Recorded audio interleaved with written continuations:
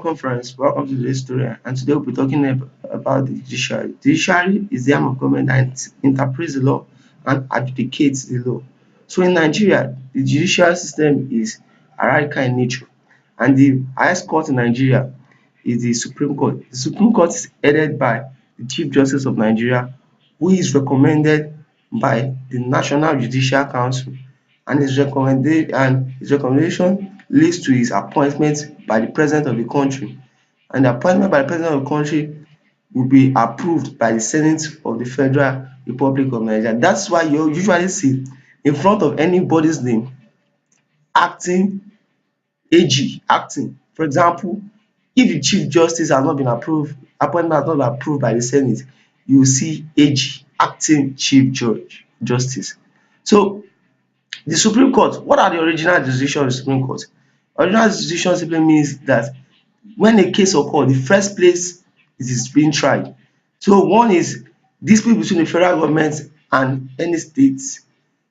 Dispute between two states. Those are the original jurisdiction of the Supreme Court. And of course, every other case comes to the Supreme Court on appeal. Next up is the Court of Appeal. The Court of Appeal is headed by a president and is usually appointed by the President of the Federal Republic of Nigeria based on the recommendation of the NJC, and the Senate of the Federal Republic of Nigeria approves the appointment. What is the original jurisdiction of the Court of Appeal? The original jurisdiction of the Court of Appeal is to ascertain whether a person is validly elected to the office of President or Vice President, to ascertain whether the office of a Vice President or President is now vacant, to ascertain whether the tenure of the President or Vice President has ceased or has ended. And up next is the Federal High Court. And the Federal High Court is headed by a chief judge. The same procedure we've said earlier for the Supreme Court and the Court of Appeal, the justices. So the same procedure is maintained. So what are the duties of the Federal High Court? The original decision of the Federal High Court to try matters on weight and measures, to try matters on arms and ammunition, revenue of the federal government, and a whole lot of them. Up next is the State High Court. The State High Court is headed by the State Chief Judge, who is appointed by the governor, and the approval is based on the State House of Assembly. Court of Appeal hear appeals from the customary Court of Appeal hear appeal from the customary court, and of course the Sharia Court of Appeal hear appeal from the Sharia courts. Let us leave it there for now. There are other courts, but I think this will do for now. Up next, we have functions of the judiciary. We have already said that the judiciary interprets and adjudicate law. Adjudicate simply means they apply the law, they make decision. And up next is the creation of law. So if a person commits a crime and there are no appropriate punishment in the constitution, the court does not make the person go scot-free. The court has to punish the person, and the punishment given to this person becomes the standard. That's what we call the case law. That's why we said the judiciary creates the law. They don't make law, but they create law. So this law becomes the standard for lower courts, and it can be repealed by a proper legislation or the decision of a higher court. So read through the important points. And up next we have the registers. So first is subpoena. The writ of subpoena is an order by the court asking a person to attend court in order to bear witness or an evidence will be presented before the court. Next is habeas corpus. The writ of habeas corpus is an order by the court requesting a person to be presented for trial, a detainee to be presented for trial. That's writ of habeas corpus. And next is the case law. I already explained this earlier. These are laws made during judicial proceedings. These are standards or laws made during judicial proceedings. And up next is plaintiff. So a plaintiff is a person who files a lawsuit. That is the complainant, the person who feels cheated or who feels that the other party has breached the agreement. That is the plaintiff. And next is the defendant. A defendant is a person who responds to the lawsuit. That's a defendant. Now let's just give a little example. a lady and a guy rapes a lady, and a lady goes to court to seek redress. The guy is the defendant, is the one who responds to the law case, and the lady is the plaintiff, the person who is complaining. So I think you understand the two concepts now.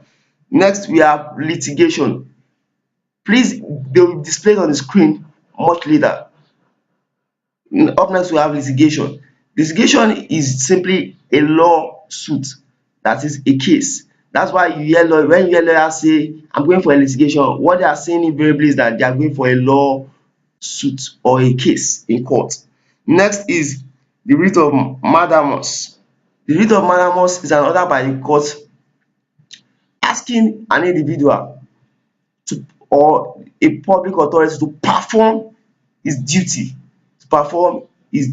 his statutory duty. That's writ of mandamus. And of course, we have writ of certiorari. So writ of certiorari is, it refers to an order or situation whereby a higher court reviews the actions of a lower court. This is usually to ascertain whether there were irregularities in the earlier trial or not. That is the writ of certiorari.